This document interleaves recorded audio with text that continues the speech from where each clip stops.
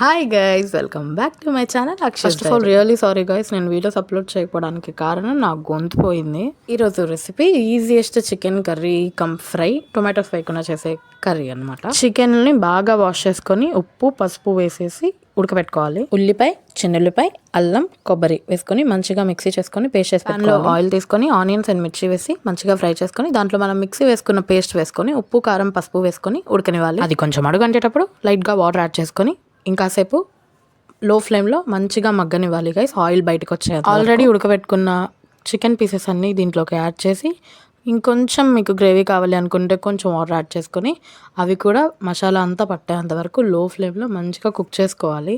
అంతే guys, easiest and tastiest chicken gravy curry ready అయిపోయింది. Once again I'm really sorry guys, voice అస్సలకి ఇవ్వలేదు, అందుకే వీడియోస్ అప్లోడ్ చేయలేకపోయాను. ఇప్పటి నుంచి డైలీ వీడియోస్ వస్తాయి. Don't forget to like, share, comment and subscribe to Akshay's dairy.